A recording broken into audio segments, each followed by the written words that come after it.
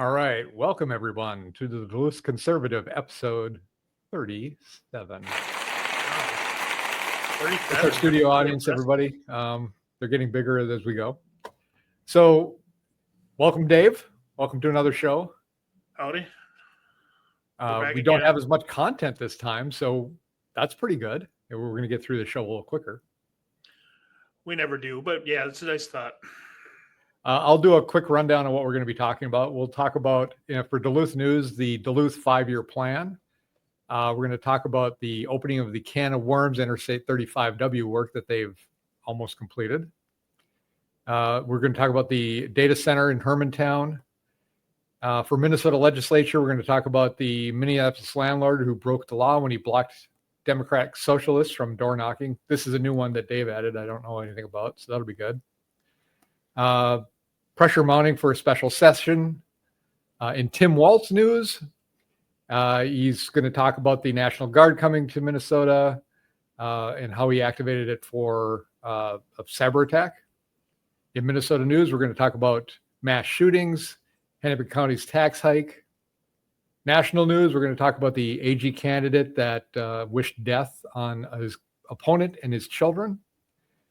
Talking about CNN, talking about Antifa, the person who got convicted and sentenced for attempted murder of Supreme Court Justice, a person that had 200 Molotov cocktails in his car ready to go after somebody. The $2 trillion in potential savings by Doge, $100 million in taxpayer fund to fund protests that we found out. Climate pollution from inhalers, that's going to be an interesting one. AOC talking about somebody's height and disparaging them for what she perceived as their height. The Committee for the First Amendment, you're going to like this one, Dave. We're going to talk about that. Jane Fonda has something to do with that one. Oh, yeah.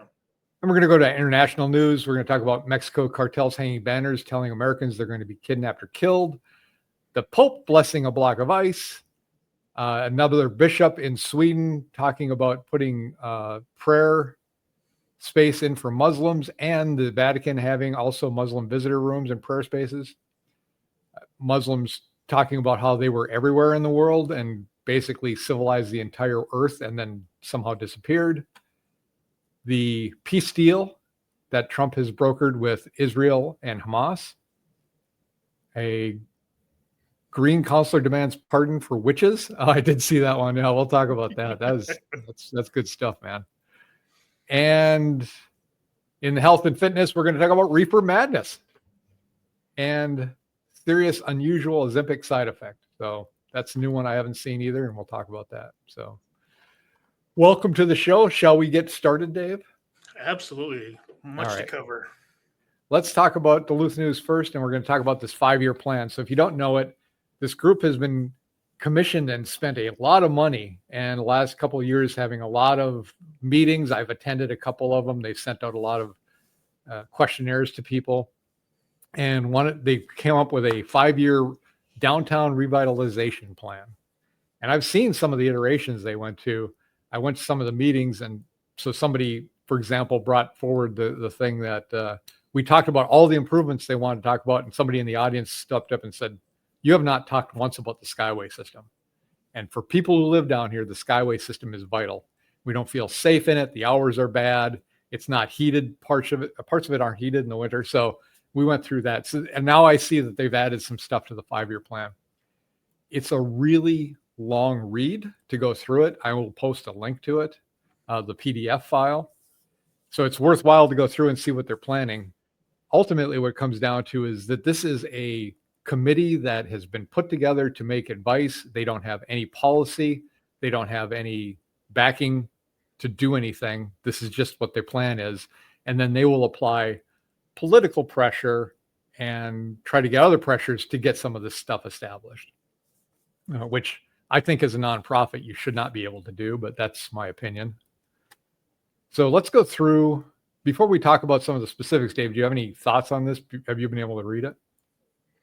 I haven't gotten through all of it because it was 67 pages long and it was extremely redundant and poorly written. You see a lot of key catchphrases and a lot of this grandiose talking about certain things, and it's basically meaningless. It's all theory versus specifics, as far as I was concerned. It's like, we need more of this. Well, okay, where, how? That's what I got. I got a lot of generalizations out of it. What I noticed was it was a lot of emphasis on superlative, on ridiculous things. I'm not going to try to say that word again because I know I'm going to butcher it. Superfluous things like art. And I know art is important, but I don't understand how. I do understand how beautifying downtown can help out. I don't understand how it's going to come about and who picks the art. And so there's a couple other things that I want to bring up, but let me go through some of the key points I gleaned from this document today. QS9 is update lighting and smart security infrastructure to enhance downtown safety through the installation of improved street and alley lighting. Okay. Security cameras. That's a warning message. And smart sensors in key public areas. That's chilling to me. Prioritize technology that supports real-time monitoring, automated alerts for unusual activity, and integration with public safety systems while engaging community stakeholders to ensure correct placement and use of surveillance technologies that balances safety with privacy. This does not sound like a good balance. If you're using AI to monitor people and to predict their actions and then take action, that sounds like a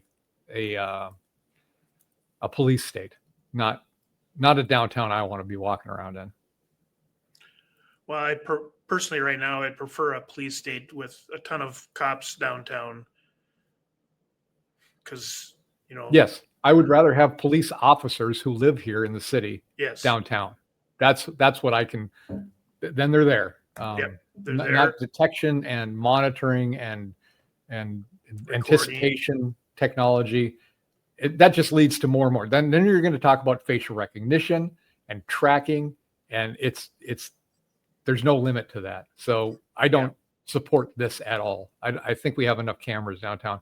And when I went on a ride along, I got to see just how many cameras and how integrated they are with the police already. They can just pop up any intersection and just see what's going on in the intersection. Right. You've got to balance your security with your safety, but you've got to make sure that you're erring on the side of your privacy and not losing everything just to have your security. Right. H3, I'm telling you the numbers because if you read the document, they actually bullet point these things out pretty well about sectioning it off and then putting numbers each one so you can refer to each one individually.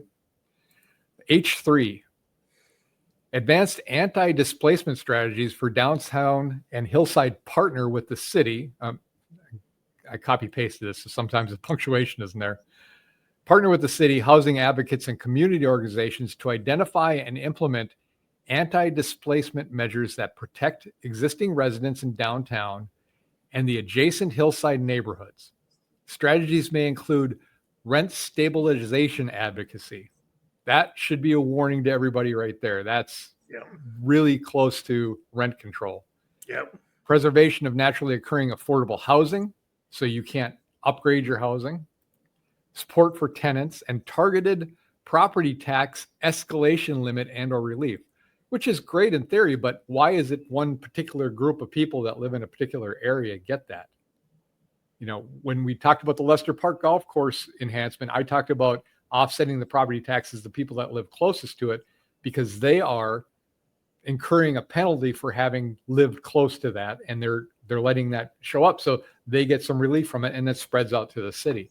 But well, we want downtown to be better, so we're just going to give them property tax relief. That's unfair. It's unfair because their costs don't go down, so then we in the neighborhoods are going to have to pay for the people to live downtown. That doesn't seem fair to me. Right. Also with this, ensure that the future housing investments and redevelopment efforts are aligned with equitable development goals and rooted in community engagement. So they've thrown the word equitable in there. They don't define it. And that should scare you as well, because I don't know what they mean by equitable. Yeah. Whose equity are you talking about? Exactly. Who's getting bent over because of that, basically? Yeah. I'm going to talk about H6 here. Supportive and transitional housing supportive and traditional housing. evaluate, invest, and encourage the development of supportive and transitional housing both within downtown and outside of it. So now they've gone beyond the scope of downtown and they're pushing their problems out to the outside neighborhoods. Right. The next one is NA5. Increase downtown culture and family-friendly events. Partner with and support local organizations to host inclusive family-friendly events and programs that celebrate downtown's unique culture, activate public spaces, and build community connections. Well, that sounds good. Right. But we've been conditioned to know what some people think are family-friendly are abhorrent to families. Right. They're completely things that I would keep my kids sheltered away from. So it's very easy for you to say that, but you better define what that means. Right. Yeah. If you go down to the Twin Cities and you go to the gay pride parade, there's so much adult nudity that kids shouldn't be there. Right. But they consider it family friendly, even though it's not. So we're back to same with equitable. Whose definition of family friendly? Because that's not family friendly. Right. And if it's not my definition of family friendly or a very generic version of it, I don't want to pay for it. Right. And ultimately what this comes down to is there's very little talk about how to pay for it other than through the city. Let's see. This one you kind of keyed off of just a little while ago, and I'm going to talk about it. I3, enhance the winter pedestrian experience. Through innovative interventions, explore and pilot winter strategies to improve walkability and safety in the winter months, with an elevated focus on east-west streets that serve as critical connectors between corridors. Okay, so far so good. Strategies may include heated sidewalk zones. Heated sidewalk zones are going to cost money through this winter, right? And they are going to break down quite a bit. And they're going to be a perfect place for people to sleep. Right. Because it's nice and warm. Universally recognizable and reflective wayfinding, surfaces that improve traction during snow and ice conditions. That's great. But you've also got the counter of how do you scrape the snow off of that? So is this an inclusion of the heated thing? And then when it comes to heated, how do you pay for that? And how do you do it? And the best part, and outdoor fireplaces and or fire pits. Well, I guess we could just have a little homeless get together every day and I don't know what we're going to roast, roast weenies and marshmallows out there. Yeah. And who's going to start the fires? Who's going to, do we have to have another $100,000 city paid position to buy firewood, bring it out there, start it on fire every single day? Or is it being gas powered? Who's paying for the gas? Who's keeping this thing ignited? Who's keeping the homeless away from it? There's a lot of questions that it seems like there's people that have never actually run anything and just have this pie in the sky hope of this sounds great. Let's do this. Let's put up artwork. Where do you get the art? Who pays for the art? Who chooses the art? Right. Let's see. I-10, integrate public art into transportation and right-of-way. Enhancements integrate art into public infrastructure by incorporating colorful and artistic crosswalks. Again, what is that? Like in Florida, they had all the rainbow flags they just took out because it's offensive to some people and it's not inclusive. That's not inclusive. Pavement treatments and large-scale murals along inactive or blank walls. So now they're talking about putting murals up on walls. But that's great if a business does it. It's not up to the city to do any of this stuff. Yeah, are they going to just take the buildings and force them to put murals up? Well, yeah, it talks about how, I wish I would have wrote this down because I was going to. It's like 78% of the buildings downtown are privately owned. So this is a lot of planning to do for things that you don't own. Right. Let's see. I-16, integrate public art to revitalize public spaces. Create and implement a public art strategy that brings culturally relevant and visually impactful art into public spacing, honoring Duluth's past while we celebrate the present. Again, I don't trust the people that make the decisions of what is culturally relevant anymore. Right. It's not pro-American. It's not pro Duluth. It's usually some sort of niche thing that 5% of the population indulges in. And I just don't trust them. And I don't want it in my city then. I would rather have a blank wall than to have your garbage art on it. Correct. Tax increment financing. They have this on a side thing. They talk about TIF, tax increment financing, is a public tool used to fund improvements within a defined district by capturing future tax revenue from increased property values. So in anticipation of you getting more value for your property, which is a capital gains tax, basically, they will tax you more in anticipation of it. It may never come, but you're still going to pay the tax. That is just flat out wrong. And they use that. They were going to use that to pay off the developers of where the old Central was. Sure. But you know, that fell apart before they had to worry about it. So yeah, right. Yeah. Luckily it did what everything else does around here, and it failed. Yeah. Because they don't have the support they need from the city and the state. Let's see. ED8, collaborate to increase tribal and indigenous visibility. Collaborate and strengthen relationships with local tribes and native nations to increase their visibility in the downtown economy. Physical spaces and programming by supporting initiatives such as securing property for cultural programming and offices, co-investing in placemaking projects, e.g. public space activation, and promoting indigenous leadership in downtown development. Well, that just sounds like, again, their LGBTQ directory. It's picking the winners and losers in the city. Why is one specific race of people singled out for a boost up? Now, I don't care. I like a lot of Native American art. I wear some right here. My wife bought me this. But promoting one group of people based on their race or ethnicity or religion is wrong. That's what we were taught. That's not what we should be doing. And it's ridiculous that they would promote that again. And it's completely against the Minnesota Constitution, because the Constitution says the state government cannot do a preference of one race, blah, blah, blah, over another. Huh.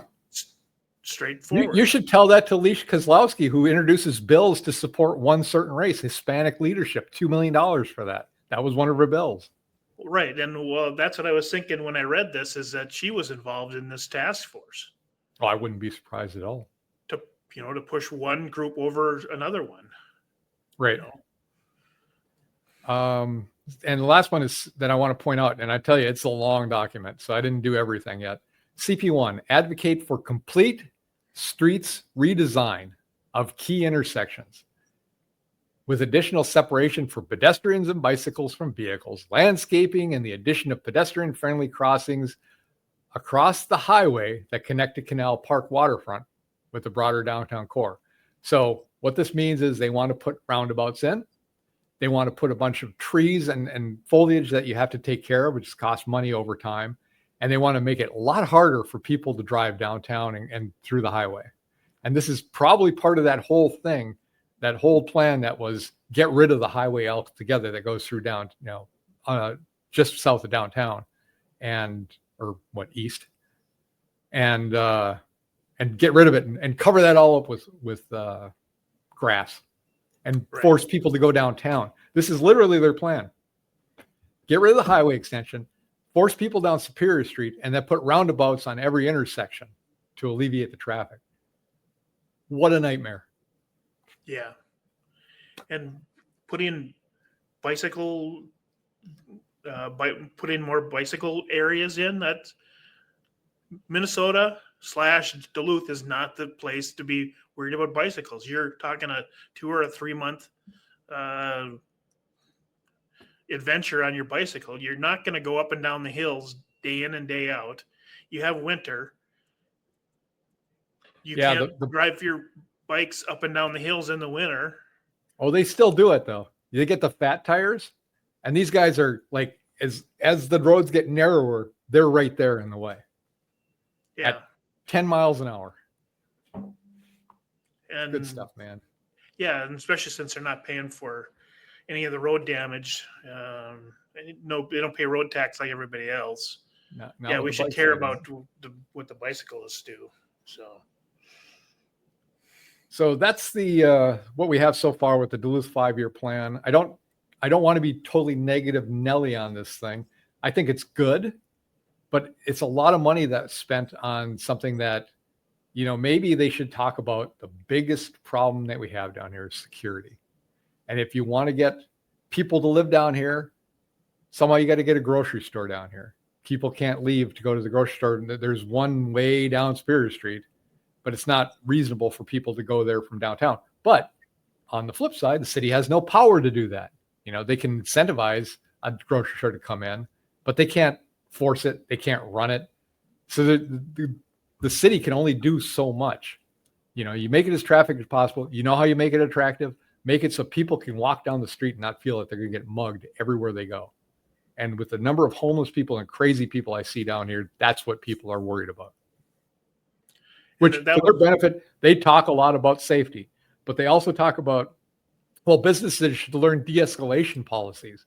What you should do is learn how to put up with the homeless and maybe move them along a little bit down the street so they can go and collapse somewhere else that, isn't as occupied, which is what happens here. And that's what I didn't like about the plan is it said safety was somewhat real or perceived. Yeah. It's like, no, it's real because, I don't come down to downtown much, but it seems like every, at least once a month I'm being hassled by somebody. So it's like, that's not perceived, that's real. Well, it's both perceived and real.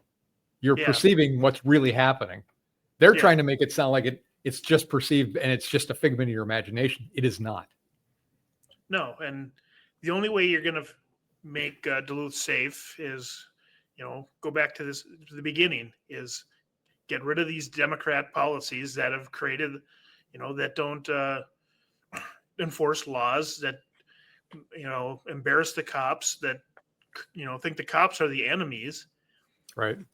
We need police downtown to stop the crime. We need the courts to stop the crime.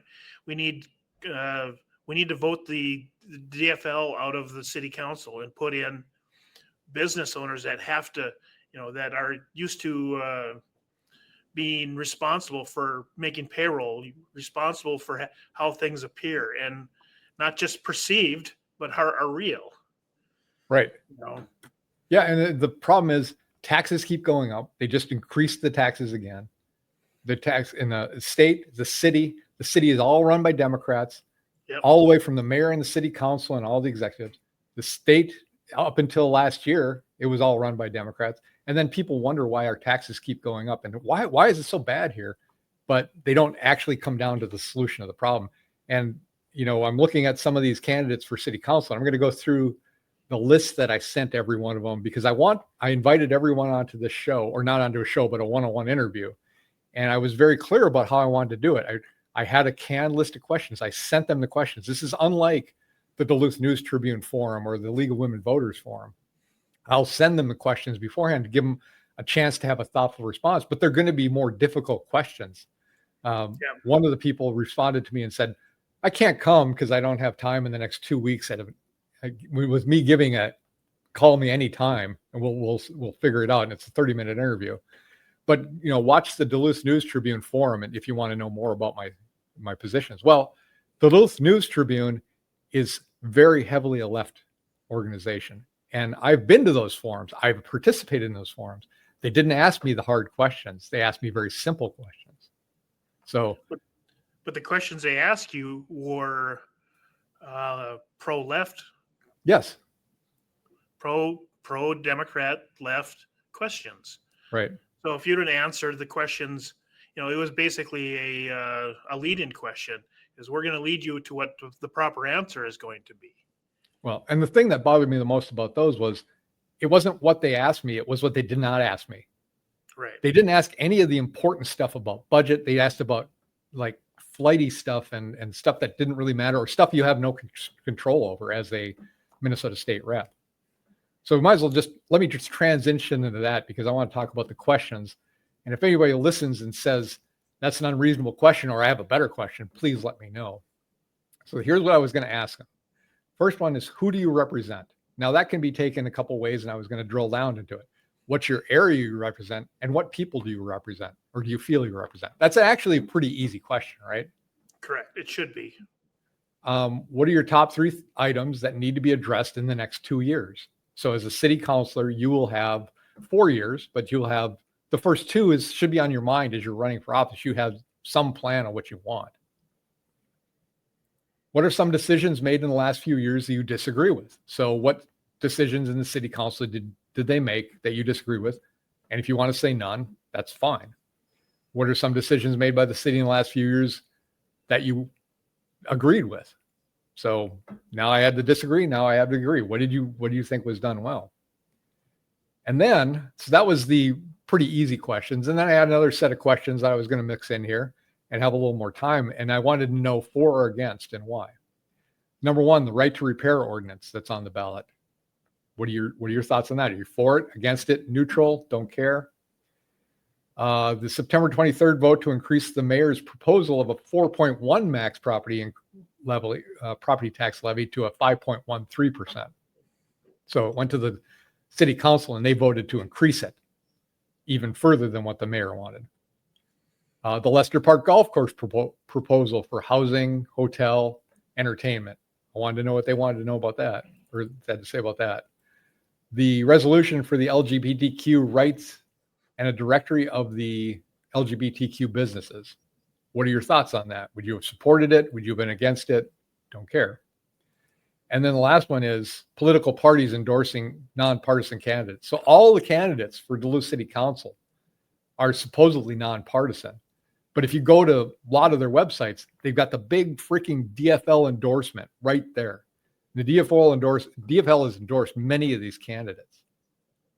And I don't think that's right. I think you should, if you're nonpartisan, not be endorsed by any political party, either side.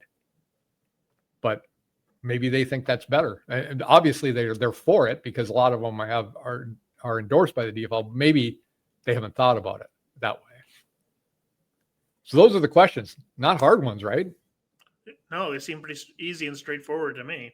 But nothing the Duluth News Tribune is going to ask. They're not going to want to know the answers to those. So I've sent that out to all the candidates. I got one bounce back from one person I have to contact. I got a response from one woman, and then radio silence from the other people. So we'll see. We'll give them a little time, and then we'll circle back to that. All right. Yeah. Let's move on to the can of worms. So this is the Interstate project that's been worked on for 5 years. Yeah, that's what the newspaper said. It was a 5-year project. 27th Avenue West, right? Correct. So they just had a little get together on there and earlier this week and cut the ribbon and said it was open. Of course, it's not open for a couple more weeks, but why let that get in the way? And we had a bunch of people that had absolutely nothing to do with building it there to take credit for it, which I thought was nice. No, I think I was thinking about this and thinking, well, Emily Larson was mayor probably when they started this, but I don't know how much she had to do with it. Isn't this a county thing with the highway systems? Well, it's highway, therefore it should be state, but it's in conjunction with the city, because obviously the city you're attaching the side streets to the main highway. So somehow everybody has to be involved, as far as my guess. I would think the city of Duluth has no say in what they're going to do, though. Like, they don't approve it. They're told what's going to happen. Right. And then Walz, old Timmy came, because, never let a day go where you're not doing something that doesn't matter. And then there's Pete a camera. You Stauber, better be in front of it. Yeah. Mayor Roger Reinhardt and Pete Stauber, Senator Pete Stauber. Stauber was criticized by the Minnesota DFL for his presence in the ribbon cutting as he voted against the 2021 bipartisan infrastructure law that provided the bulk of the funding for the project. Well, he's a politician. He's going to come up. That's the way it is. Well, I mean, his logic makes sense. Is he lost the vote in the 2021 for that bill, so now he's now he has to do what's best for his area, Right. which is to get as much money out of that bill as he can for Right. his area. Yeah. That is their job. Yeah, because that's their job. So even though he couldn't, he was against the whole package. He lost that battle, but he got what he could for Duluth, which is his responsibility. So the DFL can complain all they want. He was doing his job. So yeah. Well, and that's just it. I talked about that for when you're running. You can talk to your constituents and find out what they want and try to, your job as the representative is to listen to them and try to get them onto your position of what you want. But if the overwhelming majority wants a certain thing and you don't think it's a good idea, but they want it, then your job is to go and fight for that as best you can, even if you don't agree with it. That's your job as a representative of a city or an area. Yeah, right. But it was, the whole thing was, it was a joke because they're, nobody that was at the ribbon cutting had anything to do with the project. They were just self-grandiosing. And, what about, are we going to have another opening for the workers who actually did the actual work? No. Who laid the concrete, who, poured the rebar, who got, was physically there every day, and the engineers, are they going to have a little celebration, a little river, on the actual day that it's going to open? Yeah, you just don't get it, do you, Dave? Those people don't matter. It's the politicians, the ones that never put a shovel in the dirt, except for maybe the first one. Yeah, that's who's important. And it's not their money either. No, it's not. Other than they're moving money around, they did nothing. So right. I mean, theoretically, we've paid more than Walz because Walz, first of all, he's a state employee. Secondly, he doesn't have a house. He doesn't pay property taxes. He doesn't pay anything. No. Let's see. And then we'll go on to Hermantown approves a data center. The approval does not greenlight the data center itself, but it marks the first step in what could be a years-long process. The developer's identity remains undisclosed, and full build-out of the facility would take 8 to 10 years. So I always like these backdoor, secret, non-disclosed builders that come into the city. And then at the same time, in conjunction, BlackRock buying Minnesota Power so that they can funnel all the power to that data center and leave the rest of us sitting out in the cold. Yeah, we talked about that, about government transparency last week. And so they approved a project, Hermantown approved a project, and still nobody knows what's going on. Right. Yeah, but good to go. Yeah, it's good. Yeah, we're not going to tell you anything more, but yeah, that's fine. Okay, let's move on to Minnesota Legislature. So you've got a law on here, and Minneapolis landlord broke the law when he blocked Democratic socialists from door knocking. So go ahead and what is this one all about? So this was down in the cities, and I was trying to, at first I thought I kind of blew the whole thing off, but then I realized it was a Minnesota statute. So basically, if you own an apartment building in Minnesota, you have to allow politicians to come in and knock on the doors of your facility. Okay. So the government, there's a statute in there, Minnesota statute 211B.20, where from 9 in the morning to 9 at night, politicians can come and door knock in your building without permission. So it boils down to, you don't actually own your property. Oh, of course you don't. Because they want access to the people, therefore they made it so they have access to the people, And some landlord down in the cities, he said, "No, you're creating a security problem." And so the DSA sued him and won the case, and so now it cost him like $1,500 fine, and he has to allow politicians into his building so they can door knock, so they can so they can sell people on how horrible of a landlord he is, and rent control and blah, so on and so forth. So yeah. But I thought it was interesting because it disproved that you don't own any property because the politicians can come in at any time. So That is a fact. yep. Next thing is public pressure mounts for a Minnesota special session on gun control. This is the Duluth News Tribune with an article, and they talk about pressure mounting, public pressure mounting. It's not really. They had a bunch of people from different churches coming forward and saying there should be something, there should be gun control, but what they want. First of all, you're tax exempt. You shouldn't be offering an opinion about this as a religious leader. Take care of your people, take care of your flock, do the spiritual, leave the politics to other people. You have no say in this whatsoever. Number two, address the problems. You have cashless bail. You let people out without any kind of charges. You got Bloody Mary Moriarty down there, just letting people let go free. You've got mental illness. You've got the governor promoting people to get angry and to be physically violent. You've got national figures saying the same thing. So that's your problem. You start taking care of that problem. Stop taking away my ability to defend myself from the problems you're creating. It's not a gun problem. The gun is the tool. It's the person behind the gun that's the problem. So I disbelieve that this is actually a problem that people are ramping up for. It's just that Walz wants it. Every time he gets a chance, he does this. I'll tell you what, they shot and killed that poor woman, that legislator, last year, or was it this year, early this year? I think it was this year. And what they did was, in response, is they beefed up the security at the Capitol. Right? Yep. Metal detectors up, a lot more security at the Capitol to protect themselves. But when a school gets shot up, they don't do a thing about it. They don't care more. They care more about their own safety. And I'm not saying all of them, but I know that the Democrats are in charge of that.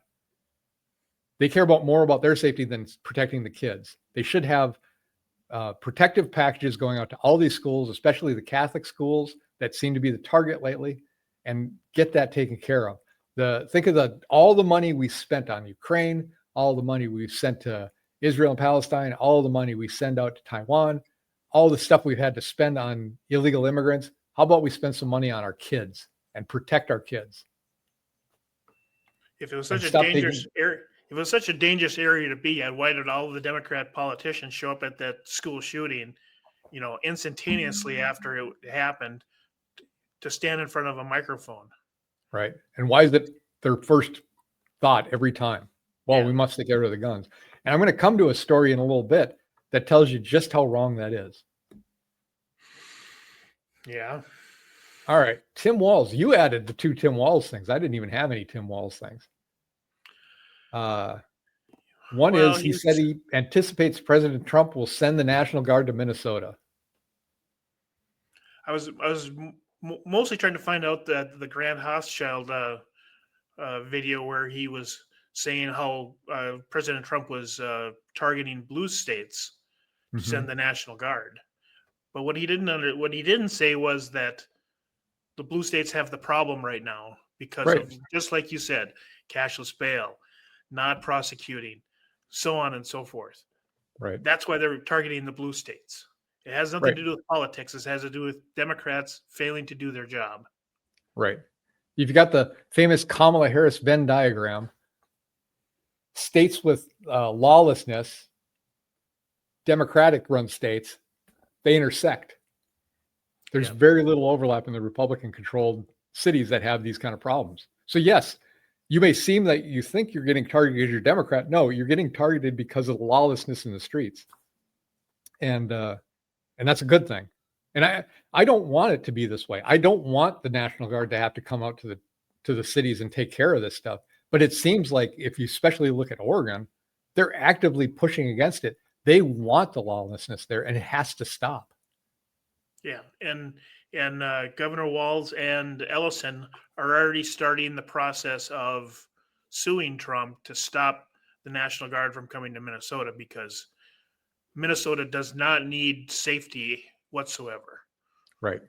And that's the use of our resources that we should be doing. stopping people from cleaning up our streets instead of doing something else that, by God, might actually help us. Wouldn't that be nice? Yeah, so we're right back to the city plan. People are complaining about the safety. Yeah, because you're not doing anything about it. Right.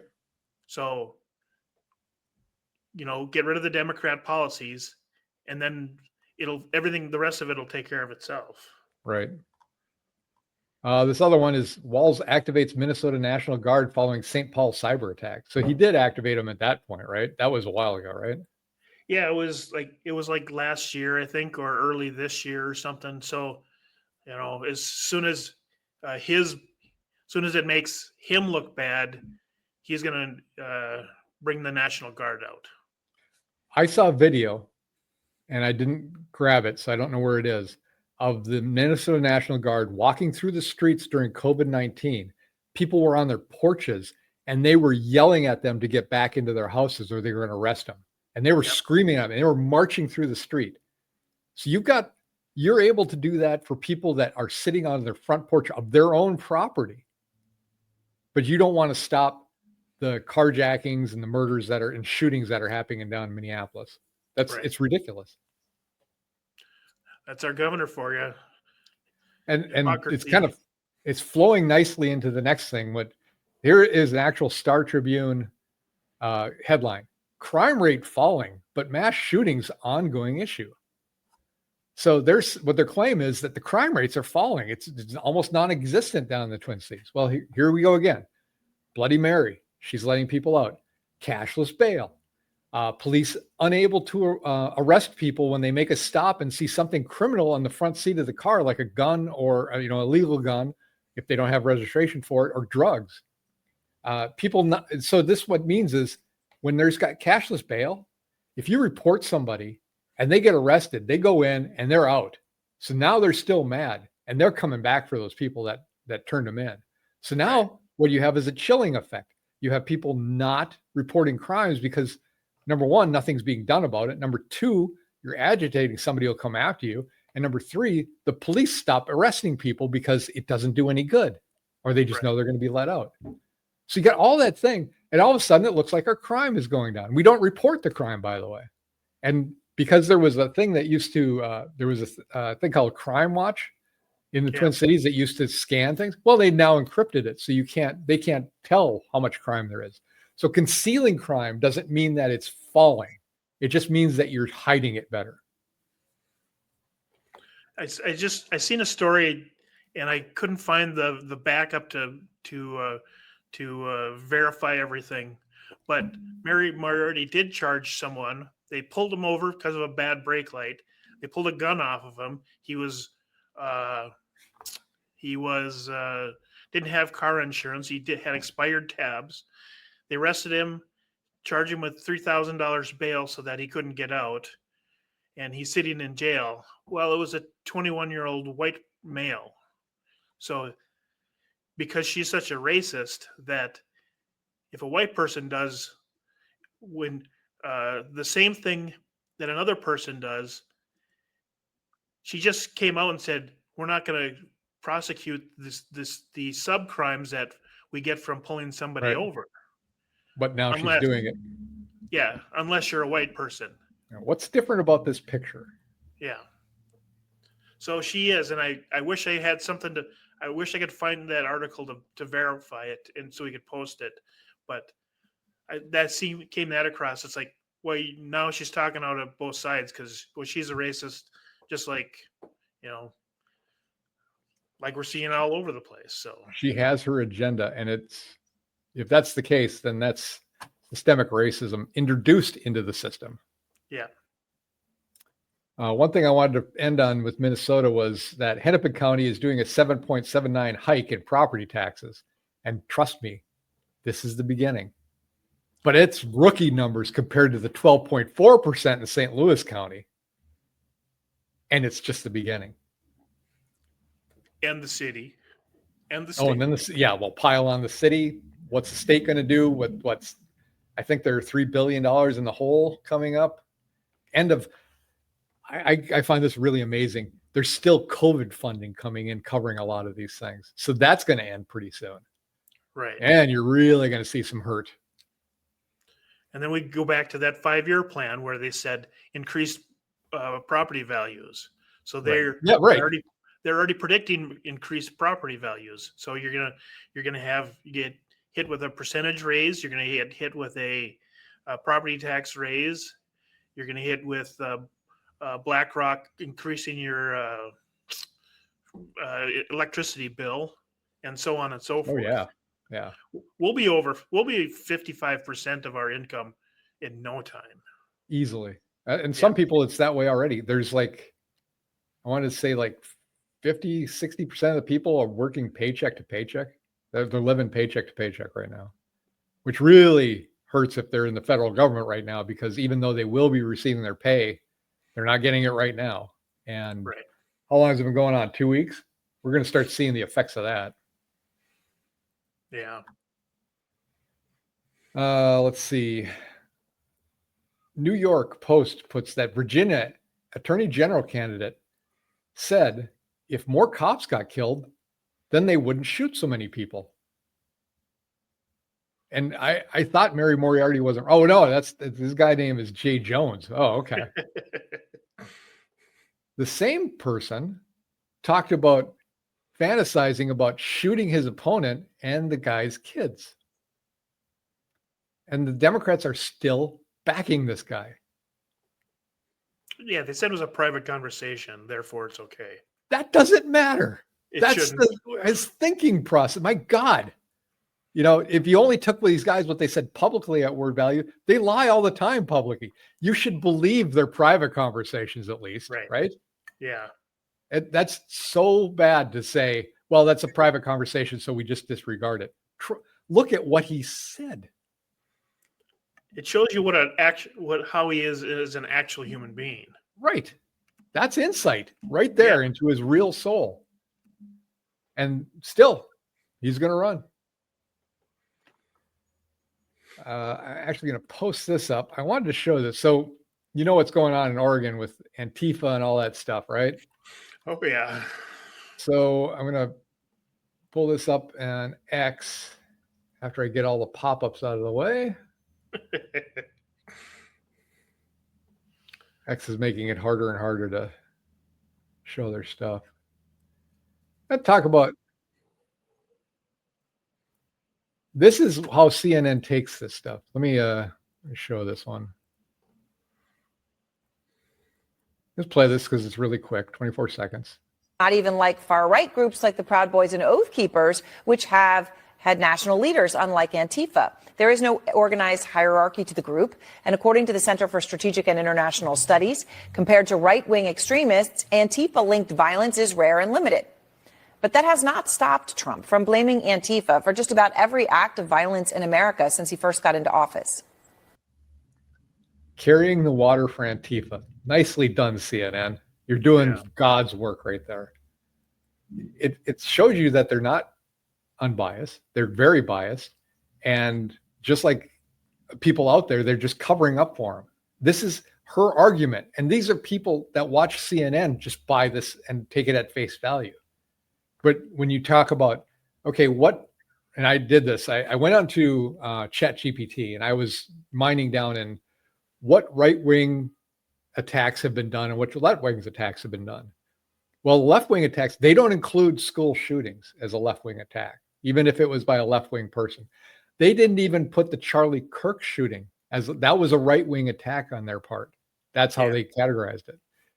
And basically what it comes down to is they say these neo-Nazi groups are making these attacks. Well, why are you associating neo-Nazi with right-wing people? We're not neo-Nazis and we're not KKK members, but they automatically lump them in and say that's right-wing. And so that it makes it look like the right wing is doing all this stuff. We're not. Those guys are extremists on each side. So it's just sick how they just change the data, right? Because there's lies, there's damn lies, and there's statistics, and that's how they do it. Yeah, and we've talked about this on previous episodes about Nazism being a left a left-wing mythology.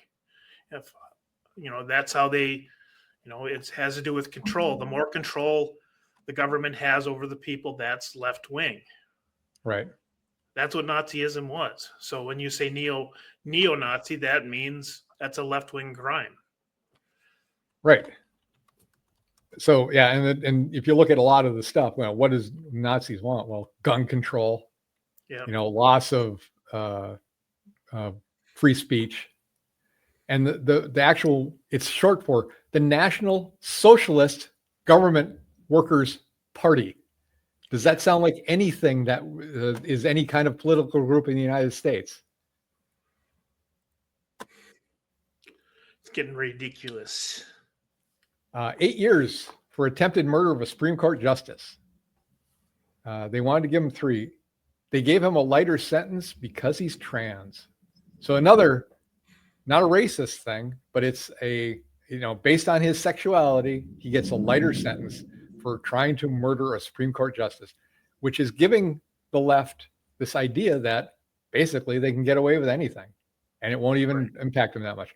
He attempted to murder a Supreme Court justice, 8 years. That's a life. That's life. You would think. Yeah. Life in prison. It's sort of what it boils down to. He should never see the light of day outside of a cage. So. Well, I mean, I'll tell you something. They shot our president a year ago in campaign. They killed Charlie Kirk, and you don't hear anything about it anymore. You heard about George Floyd for 3 years. Yeah. You don't hear anything about this at all.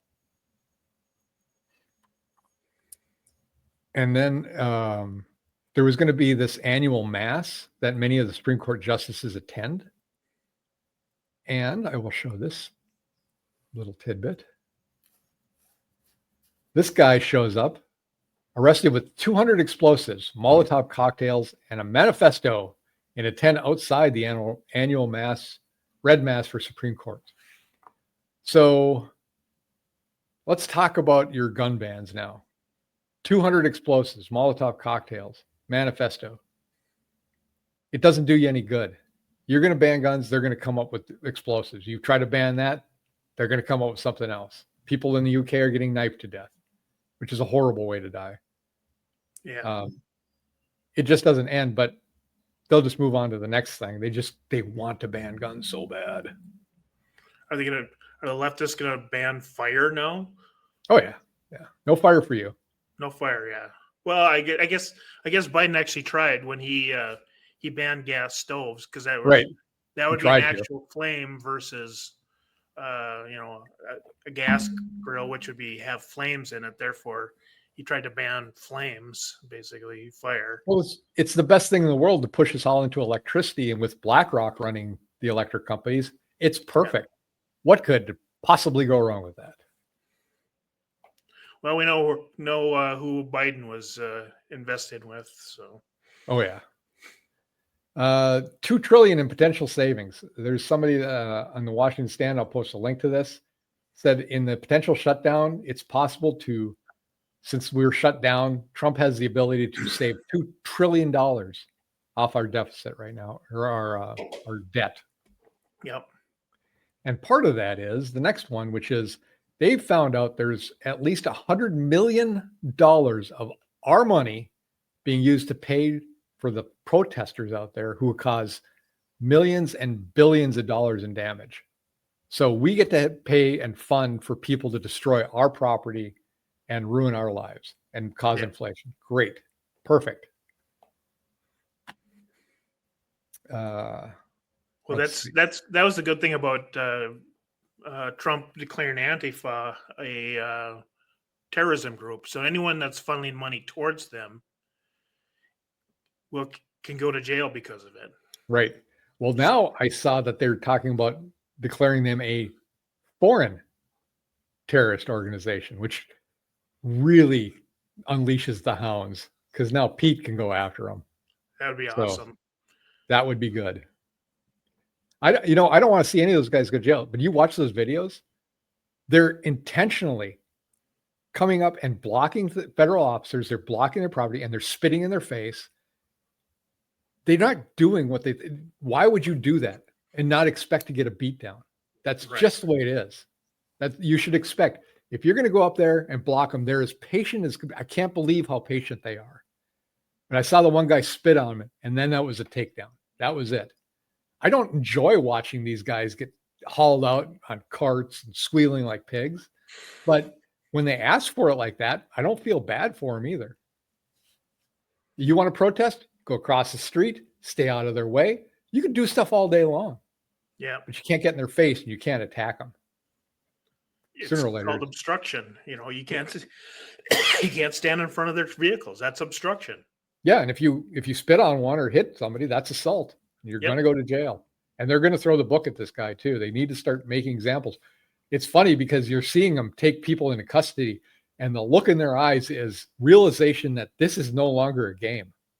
And they're going to get into the jail and whatever they're getting paid isn't enough for what they're going to go through. Because someone might want to explain to them the difference of now it's a federal crime versus a state crime. So your little paid for and bought judges, local judges, aren't going to just let you fly. Now Right. you go to a federal court and a federal judge that doesn't like that. Right. Will go to jail. Oh, and besides that, besides that, they're not getting the support from the people who paid for them. They're going to find out just how little they matter to the people who paid them the money to go do this support. You are nothing to them. You're just a Right. tool they use to get things done. And if you're not useful to them, if you're in trouble, they're going to abandon you completely.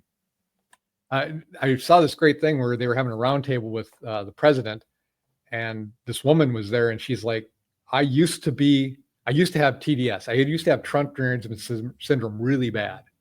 And I'm proof that you can get past it. But she was like, she's talking to the reporters. I was one of you. I know how you think. I know what you're going through. She goes, now that I'm out of it, I can see things clearly. I can see that things, and I look better. She's like, I think I look better too. What talking about people who pick on people for how they look. Let's talk about AOC, shall we? I'm not going to play her whole clip here because it's 2.5 minutes, but let me just get the beginning part out. Scrapping and grasping at straws because they have nothing else. Laugh at them. Stephen Miller is a clown.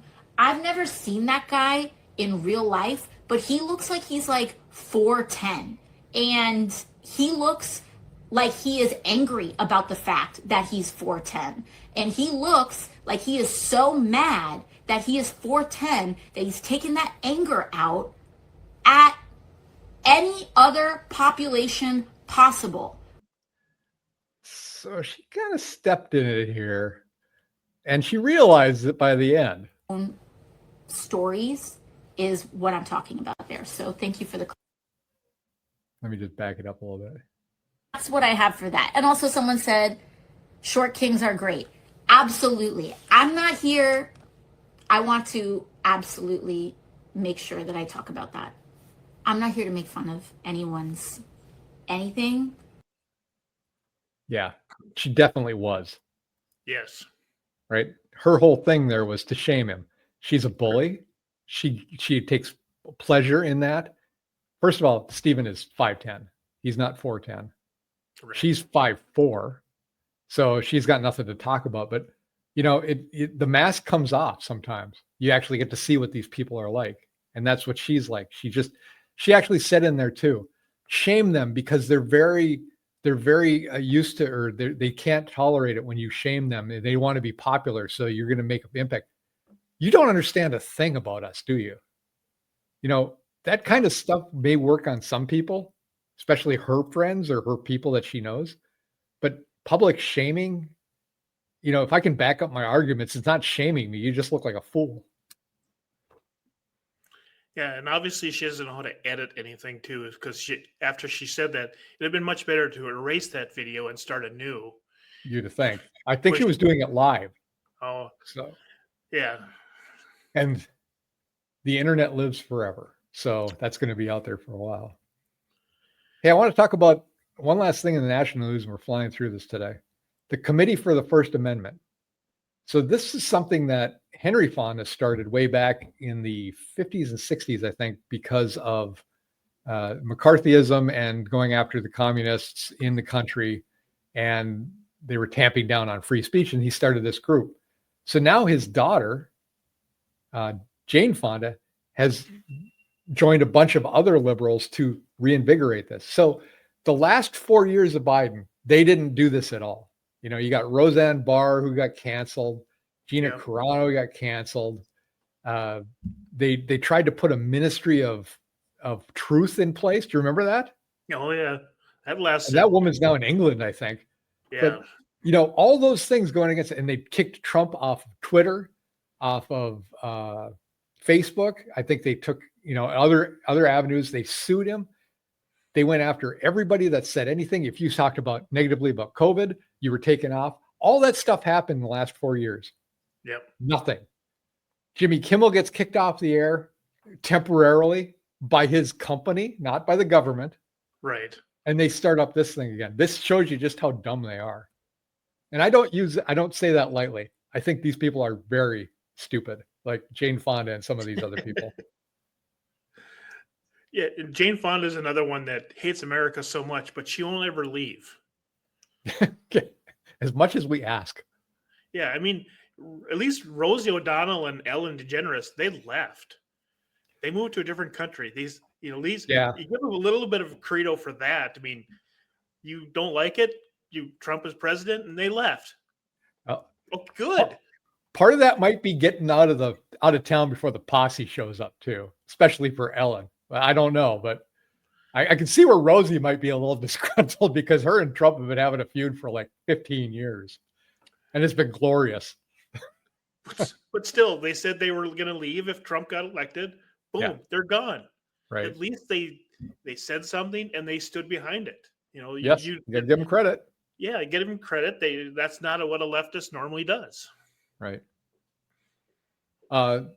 So now we're on to international news. I'm gonna go through some of these real quick, but apparently in Mexico, and I'll post a link to this, but I'm not going to go through the video because it's a long one. This guy reports that in Mexico, cartels are hanging banners telling Americans they are going to be kidnapped or killed if they're there. So I think things are heating up with Trump closing the border and taking care of the drug problem that's coming into the country. I think they're starting to feel the heat, and they're going to take it out on Americans out there. So if you're going to go to Mexico, please be ultra careful and maybe not go to Mexico. Right. Right now, it's bad. Oh, I think you put this one on. The Pope has had a piece of ice brought to him so he could bless it because of climate change. Yes, because we're never going to see ice ever again because of climate change. So they went there. I think they went to the North Pole. They chucked off a piece of ice. They transported it all the way to Italy and encased it in whatever plastics and whatever else that had to do to keep it frozen, to transport it to the Pope so that he could bless ice. I'm sure it was a private jet too. Well, of course. This is the same Pope that talks about, and let me just, I'll say this first. The Catholic people I know, the rank and file Catholic people, great people. They're very religious. They're very nice people. They're very caring and giving. But what is going on with the leadership? I do not understand. Yeah. Pope blessing a block of ice. He's the one that said that we need to have open borders. You're not a real Christian. But yet he lives behind these massive borders and has security all over. You try to go and see the Pope. See what happens. And here's another one. This bishop in the Church of Sweden, I think it is, and I'll post a link here. She wants to remove all the crosses in her church and put a Muslim prayer space, install a Muslim prayer space, because she doesn't want to be threatening to the Muslims. Well, you know what? Muslims have their own place to worship, and I don't expect them to have a place with a cross or someplace for me to pray if I go to a Muslim institution. They shouldn't expect it here either. I mean, that doesn't make any sense. I've been to, you go to Indian Hindu worship places. They don't have a place for Christians to go, and I wouldn't expect it. And this is a bishop telling you this. Yeah. And then I found out in the Vatican, they provide Muslim prayer places. I don't understand it. Yeah, that makes no sense because basically they're saying that Catholic is not a religion. Right. It's not the religion, I guess. The it's religion, just something yeah. that they make money off of. Yeah, just something they do for to get money. So it's very frustrating to see who's supposed to be like the beacon. When I grew up, it was Catholic was like, that's the one you respected, I guess. I mean, I didn't really understand the faith that much, but the Catholic seemed like the stand up, religious, conservative, structured. It's not the case. If they can be brainwashed that easy. Well, let me just thank you for bringing that up. I mean, it's almost like I'm feeding you lines, but I'm not. I'm gonna bring up this thing, and I found this more amusing than anything.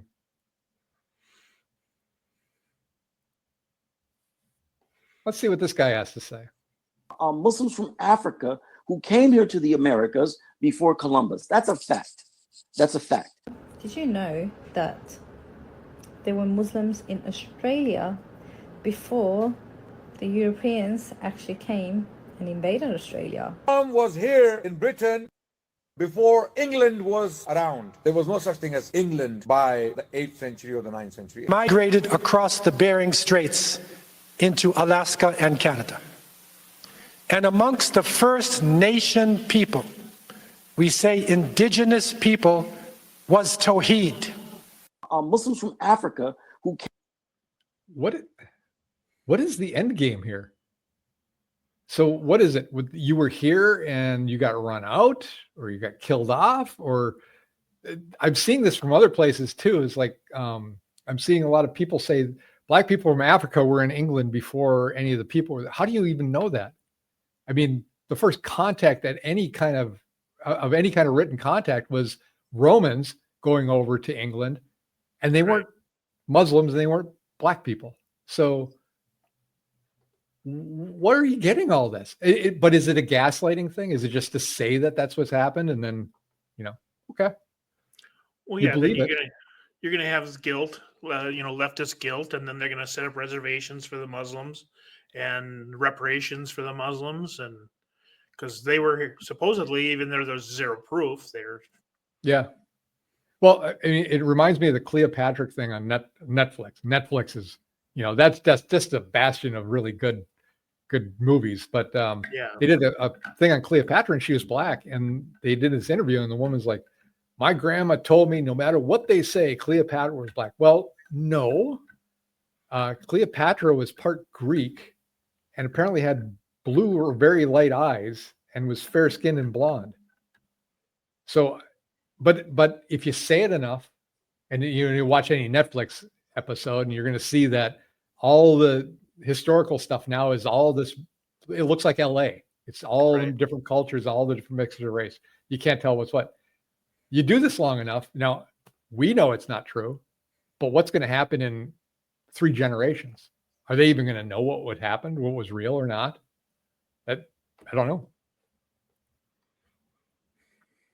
Well, you just start stories and see where they end up, I guess. Yeah, right. Let's see. Israel and Hamas agreed to phase 1 of Trump's peace deal. I have not checked to see if it's been broken yet, but that's phase 1. It's not the whole deal yet, but it's a beginning step. It's further than we've gotten. I don't know, maybe my lifetime. Yeah, and that's the thing is, Biden would have let it just keep running and going, and Trump is putting a stop to it. And we don't know if it's going to work or if they're going to break it or what's going to happen. But at least there's a first step going on.